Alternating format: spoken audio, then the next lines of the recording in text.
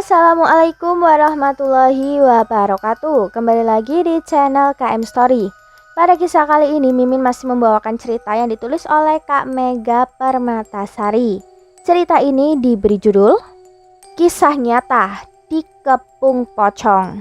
Kisah ini itu mengajarkan kita harus bersikap sopan santun di tempat yang baru.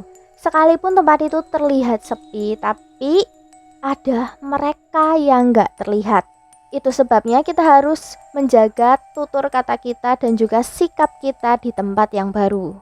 Nah, sebelum masuk ke ceritanya, Mimin doakan sahabat pendengar saya selalu dan lancar rezekinya. Amin ya rabbal alamin. Baiklah, langsung saja kita masuk ke ceritanya dan selamat mendengarkan.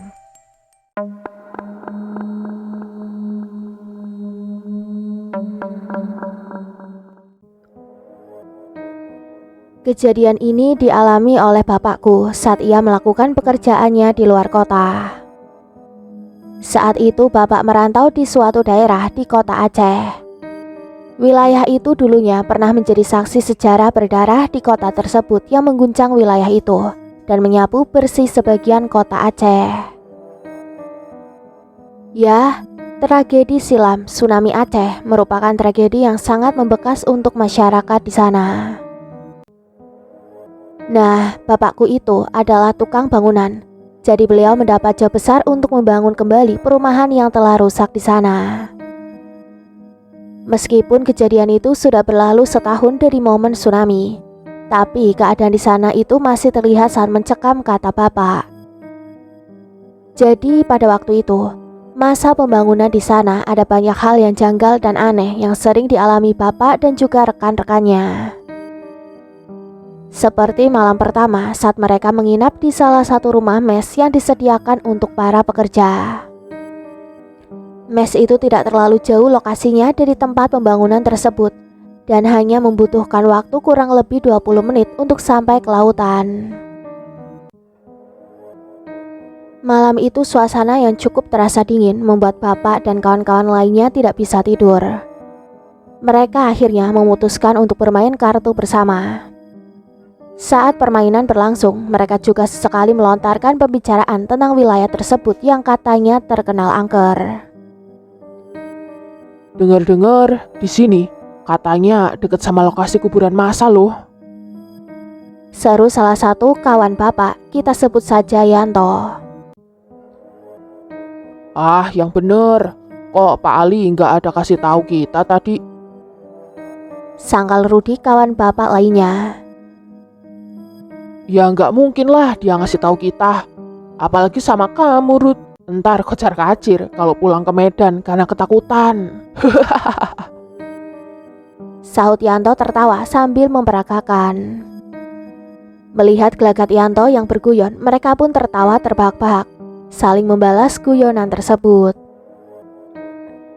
Ingat deh malam ini, jangan ketawa kenceng-kenceng, nanti ngeganggu yang lain.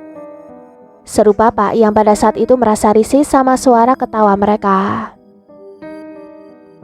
Alah, siapa juga yang denger? Rumah di sini kan jaraknya jauh-jauh, mana mungkin kedengeran? Sahut Yanto ngeyel. Paling juga penghuni kuburan massal di sana itu yang keganggu. Kenapa? Takut kau? Ajak gabung main kartu aja biar rame. Sambung Yanto sambil tertawa ngakak. Mereka pun tertawa bersama memenuhi ruangan itu. Namun di sela-sela tawa mereka terdengar selipan suara tertawa orang lain yang ikut nimbrung. Mereka yang yakin itu bukan suara mereka akhirnya terdiam serentak, seolah mereka mendengar suara itu secara bersamaan. Mereka saling pandang-pandangan satu sama lain dengan tatapan ngoreksi. Kan sudah aku bilang tadi. Seru Bapak Liri. Suasana tiba-tiba menjadi hening saat mereka terdiam sambil memasang telinga untuk memastikan suara itu lagi. Terdengar dari atas ada sesuatu yang menghantam seng dengan kerasnya. Spontan mereka semua lari kocar-kacir meninggalkan ruangan itu, masuk ke dalam satu kamar. Seperti teguran keras, hal itu membuat mereka menjadi terdiam dan tidak membahas satu kata pun lagi di malam itu. Mereka hanya mencoba memejamkan mata untuk tidur, himpit-himpitan di dalam satu kamar. Padahal di mes itu terdapat 2 kamar.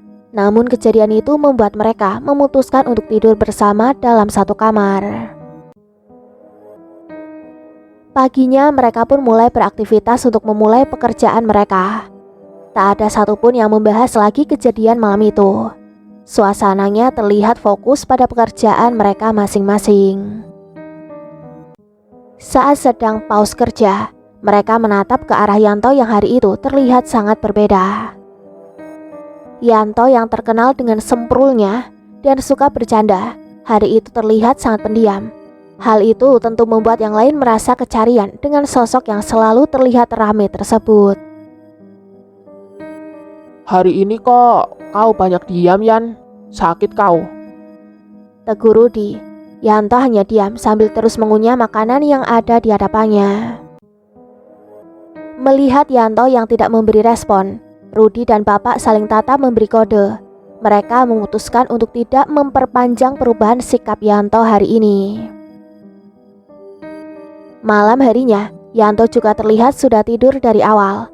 Mereka mulai notice perubahan sikap Yanto itu disebabkan oleh kejadian aneh yang mereka alami kemarin malam. Tidak ingin kejadian sama terjadi lagi di malam itu, Bapak dan Rudi juga memutuskan untuk tidur lebih awal.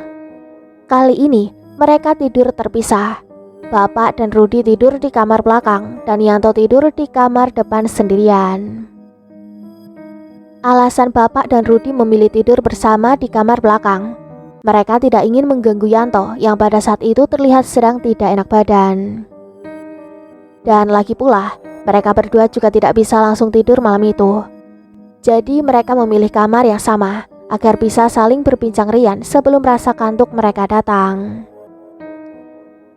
Jam sudah menunjukkan pukul 11 malam. Bapak dan Rudi tidak juga bisa tidur. Meskipun mereka terlihat tidak saling ngobrol lagi, tapi saat itu mata mereka berdua sama-sama masih terjaga. Mereka hanya diam sambil melamun memaksa mata agar bisa terpejam. Karena suara keheningan malam itu sangatlah sunyi, hanya terdengar suara jangkrik yang bersautan. Terdengarlah sayup-sayup suara Yanto dari kamar depan. Yanto seperti mengigau dan mengucapkan kata-kata yang tidak jelas. Mendengar itu, Bapak dan Rudi sontak berlari ke arah Yanto. Benar saja, Yanto sedang mengigau. Bapak dan Rudi mencoba untuk membangunkannya. Yanto, bangun. Seru keduanya membangunkan. Sontak Yanto terbangun dengan wajah tercengang melihat ke arah Bapak dan Rudi. Wajahnya pucat dan dahinya berkeringat jagung. Kamu nggak apa-apa? Tanya Bapak sedikit panik. Yanto menatap lirih dan menjawab dengan menggelengkan kepalanya. Ia langsung berbalik badan dan lanjut menyambung tidurnya. Melihat sikap acuh Yanto itu membuat Bapak dan Rudi juga tidak ingin ambil pusing dengan keadaannya. Besok paginya saat mereka sudah bersiap-siap untuk bergerak menuju lokasi pembangunan, tak terlihat Yanto bangun dari tidurnya. Kamarnya yang terbuka lebar membuat dirinya yang masih terbaring di ranjang terlihat oleh Bapak dan Rudi. Kamu aja yang tanya, kenapa dia? Seru Bapak pada Rudi. Mengingat sikap acuh Yanto tadi malam membuat Bapak sedikit kurang respek padanya. Rudi pun masuk ke dalam kamar Yanto, mencoba menanyakan keadaannya. Kenapa ia masih terbaring di jam kerja? Bapak yang memutuskan untuk pergi duluan akhirnya meninggalkan Rudi yang pada saat itu sedang mengecek keadaan Yanto. Setelah Rudi datang menyusul, Bapak pun bertanya padanya tentang keadaan Yanto. Kenapa dia sakit? Iya, demam dia. Jawab Rudi santai.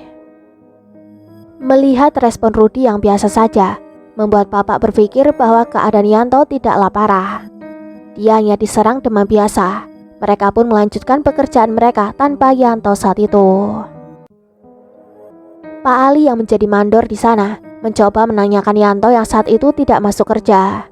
Rudi membantu menjawab dan terlihat Pak Ali berjalan menuju mes. Mungkin beliau ingin memastikan keadaan Yanto secara langsung. 3 hari pun berlalu. Yanto tidak kunjung sembuh dari demamnya. Pak Ali sudah membawanya berobat, namun sakitnya tidak kunjung sembuh. Malah Yanto kehilangan suaranya saat ini. Suaranya serak hampir tak terdengar. Melihat hal itu, Rudi pun menjadi mulai risau. Pasalnya, mereka sangat yakin kejadian itu menimpa Yanto karena sikap semprulnya malam itu. Bagaimanapun Yanto itu adalah teman mereka. Jika benar itu sedemikian rupa, mereka pun merasa ikut andil dengan apa yang terjadi pada Yanto saat ini. Keesokan harinya, Yanto memutuskan untuk pulang ke kampung halamannya. Ia meminta izin pada Pak Ali untuk berhenti bekerja dan melakukan perawatan di rumah. Karena takut terjadi sesuatu pada Yanto, Pak Ali pun memberikan izin dan menyuruh Rudi untuk mengantarnya ke terminal. Sepulangnya Rudi mengantarkan Yanto, raut wajah Rudi seketika berubah. Ia terlihat sangat dingin. Seharian Rudi diam dengan raut penuh kerisauan. Bapak yang melihat itu laki-laki tidak ingin ambil pusing. Ia terus fokus pada pekerjaannya. Seminggu hingga sebulan sudah mereka telah bekerja di tempat itu. Tidak ada hal yang aneh yang signifikan terjadi selama mereka bekerja di sana. Hanyalah suara-suara aneh saja yang terdengar. Terkadang terdengar seperti suara orang sedang menggali tanah. Terkadang terdengar suara tangisan perempuan dan suara-suara aneh lainnya. Namun selama itu tidak ada kontak fisik secara langsung. Hal itu membuat Bapak dan Rudi merasa sudah terbiasa dengan kejanggalan-kejanggalan yang mereka alami. Apalagi tempat itu bekas terjadinya tragedi kelam. Sudah pasti membuat tempat itu menjadi sedikit angker. Selama mereka bisa menjaga sikap, kejadian yang menimpa Yanto tidak akan terjadi pada mereka berdua. Sampai akhirnya, suatu hari kejadian jangkal terjadi pada Bapak. Saat itu Bapak sedang bekerja sebagai tukang bangunan. Tentunya pekerjaan Bapak tidak jauh-jauh dengan alat yang bernama martil atau palu. Seperti biasa, Bapak selalu membawa palu pribadinya yang ia letakkan di sela tali pinggang khusus yang ia buat. Palu itu selalu ia letakkan lagi di situ saat ia sudah selesai menggunakannya. Tapi hari itu, Bapak kehilangan palunya. Ia mencarinya kemana-mana namun tidak kunjung menemukannya. Kau lihat martilku nggak, Ruth? Tanya Bapak. Enggak, lah biasanya kan kau bawa kemana-mana martilmu itu. Jawab Rudi yang tahu betul gelagat Bapak. Itulah, kok nggak ada ya? Perasaan aku taruh di sini tadi. Ucap Bapak sambil menunjuk tali pinggangnya. Jatuh barangkali. Sahut Rudi.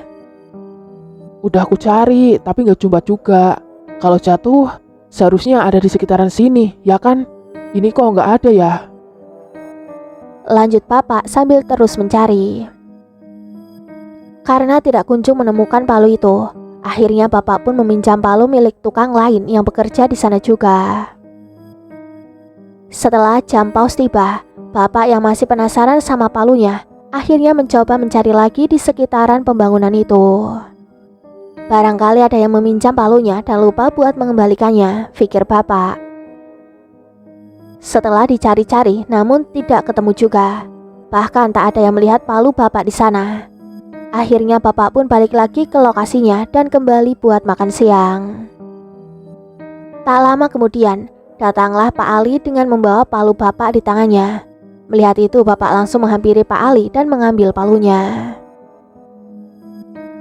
Sama Pak Ali rupanya nih martilnya. Kok nggak bilang-bilang Bapak pakai martilku tadi? Aku nyariin kemana-mana. Seru Bapak lega martilnya ketemu. Pak Ali menatap bingung ke arah Bapak. Enak aja asal nuduh. Saya jumpa martil ini di ujung kebun sana. Lagian ngapain kamu ke kebun itu? Sampai nggak sadar martilmu jatuh di sana. Saut Pak Ali balik memarahi Bapak. Hah? Ngapain pula aku ke sana Pak Ali? Dari tadi aku kerja di sini. Kalau nggak percaya, tanya Rudi. Jawab bapak membela diri. Iya Pak, betul. Sambung Rudi meyakinkan. Jadi, kok bisa? Setelah pembicaraannya, Pak Ali terdiam sejenak, seperti sedang terpikirkan sesuatu. Ya udahlah, nggak usah diperpanjang lagi. Lanjut Pak Ali sembari berlalu meninggalkan mereka berdua. Mereka sudah menebak pasti ada sesuatu yang gak beres sama tempat ini. Bapak merasa penunggu tempat itulah yang usil meletakkan palu bapak di kebun sana. Karena itu adalah palu kesayangan bapak. Jadi bapak sempat mengumpat di dalam hatinya saat tahu makhluk halus di sana yang menjahilinya. Awas kalian jahilin aku lagi ya. Gerutu bapak dalam hati. Hanya sebatas kalimat umpatan seperti itu saja yang bapak lontarkan di dalam hatinya. Namun siapa sangka itu menjadi puncak teror mistis yang akan terjadi pada bapak selanjutnya. Malam itu bapak kebangun dari tidurnya. Karena tidak kunjung bisa tidur lagi, akhirnya bapak memutuskan untuk membuat kopi di dapur. Saat sedang asik-asiknya menyeruput kopi yang ia buat, tiba-tiba bapak mendengar suara tangis perempuan di luar rumah. Sebenarnya hal itu sudah biasa terjadi di malam hari. Bapak juga sudah terbiasa dengan suara-suara itu. Tapi malam itu, suara tangisan itu terdengar cukup berbeda. Kali ini suaranya terdengar sangat berat, seperti suara laki-laki yang sedang menangis. Diiringi bulu kuduk yang tidak bisa berhenti berdiri, bapak pun mulai panik dan juga takut. Ia bergegas masuk ke dalam kamar dan ikut nimbrung tidur di samping Rudi. Saat ingin memejamkan matanya, bapak merasa seperti ada suara hentakan kaki yang sedang meloncat. Suara itu kian terdengar semakin dekat ke arahnya. Tapi anehnya, semakin bapak mencoba tidak menghiraukan suara itu, matanya malah semakin terasa ingin terbuka untuk melihat ke arah asal suara tersebut. Seolah bapak penasaran siapa yang sedang berloncatan di sekitarnya. Ia membukakan matanya secara perlahan. Betapa terkejutnya bapak saat ia melihat ada satu sosok pocong yang sedang berdiri di sampingnya, sambil menoleh ke arahnya dengan mata yang melotot. Melihat hal menyeramkan itu, tentunya bapak menjerit dan berlari keluar kamar menjauhi sosok pocong tersebut. Ia sudah tidak menghiraukan Rudi yang masih ada di dalam kamarnya. Bapak membuka pintu lalu keluar ingin mencari pertolongan. Namun saat berada di halaman mes, bapak kembali terpaku saat ia melihat sekelompok pocong sudah berdiri mengepung dirinya. Bapak terpaku tidak bisa bergerak. Sekedar memejamkan mata saja tidak bisa bapak lakukan. Seolah ia dipaksa untuk melihat pemandangan mengerikan itu. Rasa takutnya semakin menjadi-jadi saat semua pocong itu berjalan meloncat-loncat mendekati bapak. Dalam ketakutannya, bapak mencoba terus-terusan membaca semua surat yang ia hafal, meminta pertolongan Allah Subhanahu wa Ta'ala. Pocong-pocong itu masih saja bergerak mendekati bapak dengan wajah buruknya. Bapak yang saat itu ngerasa sudah terkepung hanya bisa pasrah dan mencoba berteriak sekeras-kerasnya. Hah! Bangun, bangun! Wih, bangun! Bapak pun berhasil terbangun akibat tubuhnya yang tergoyang dibangunkan Rudi. Dan ternyata bapak sedang bermimpi. Kenapa? Kau mimpi apa sampai jerit-jerit kayak gitu? Seru Rudi ikut panik. Bapak pun menceritakan semua yang ia alami. Dari dirinya yang membuat kopi sampai mendengar suara tangisan laki-laki. Dan akhirnya dirinya yang dikepung pocong. Ia ceritakan semuanya pada Rudi saat itu. Mendengar hal itu, Rudi pun memberitahu sesuatu yang terjadi sama Yanto sebelumnya. Jadi, Yanto juga mengalami hal serupa. Ia sering dimimpikan dikepung pocong. Dan hal itu dialaminya selama 3 hari berturut-turut semenjak kejadian sempurulnya di malam itu.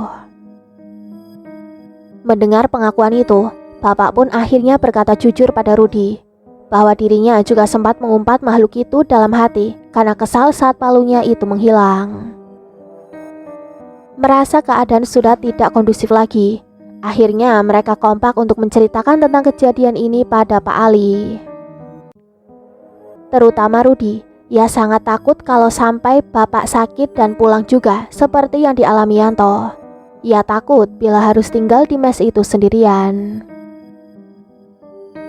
Keesokan harinya, mereka pun menceritakan semuanya pada Pak Ali. Dari yang dialami Yanto sampai kejadian yang menimpa bapak. Awalnya Pak Ali terlihat tidak menanggapi ucapan mereka, karena ia menganggap itu hanyalah mimpi semata. Namun bapak mencoba meyakinkannya lagi. Aku yakin itu bukan mimpi biasa. Aku ngerasa itu seperti nyata, Pak.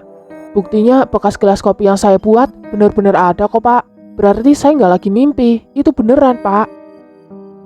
Seru bapak meyakinkan. Namun lagi-lagi Pak Ali tidak memberi respon yang berarti. Sampai datanglah seorang pekerja lain. Datang ke mes kami dengan wajah yang tidak kalah paniknya. Ia memberitahu bahwa ada salah satu temannya yang kini sedang sakit. Mendengar itu dengan keponya Rudi bertanya, Apa ada kejadian aneh yang kalian alami sebelum teman kalian itu sakit? Tanya Rudi penasaran. Ia mencoba mengaitkan semuanya. Meski awalnya terlihat ragu, akhirnya orang itu pun menceritakan kejadian sama yang seperti dialami kami. Jadi di mes lain, para pekerja di sana juga seringkali diganggu sama makhluk-makhluk halus. Seperti suara-suara aneh, sampai melihat penampakan sosok pocong di sekitar mes. Mendengar itu, Pak Ali sudah tidak bisa menyangka lagi. Ia pun memutuskan untuk melakukan pengajian di tempat itu secara bersamaan. Hari itu, Pak Ali meliburkan para pekerja. Mereka disuruh istirahat selama pengajian tersebut dilaksanakan. Alhamdulillah, semenjak pengajian itu dilakukan, tidak ada lagi hal-hal aneh dan menyeramkan terjadi. Bahkan pekerja yang sedang sakit itu besoknya sudah sembuh dan terlihat bisa bekerja lagi. Sebagai pelajaran, dimanapun kita berada, sebaiknya menjaga sikap dan menghargai peraturan dan tata krama dimanapun dan kapanpun itu. Karena kita tidak tahu angkernya sebuah tempat, apalagi tempat itu dikenal pernah menjatuhkan banyak korban di sana. Sebaiknya lebih mawas diri untuk bersikap. Sopan santun itu diperlukan bukan untuk sesama manusia saja, tetapi juga untuk mereka yang tidak terlihat. Kita harus percaya bahwa hidup kita berdampingan dengan mereka semua di muka bumi ini. Jadi berhati-hatilah dalam melakukan sesuatu, karena di tempat yang kelihatannya kosong dan sepi, bukan berarti tidak ada siapapun di sana. Bisa saja mereka sedang mengintai dan melihat apa yang kita lakukan. Jadi berdoalah sebelum melakukan apapun, agar apa yang kamu lakukan mendapatkan perlindungan dari Allah Subhanahu wa Ta'ala. Demikianlah cerita singkat dan penuh pembelajaran ini. Tunggu cerita lainnya di video selanjutnya. Mimin pamit undur diri. Wassalamualaikum warahmatullahi wabarakatuh.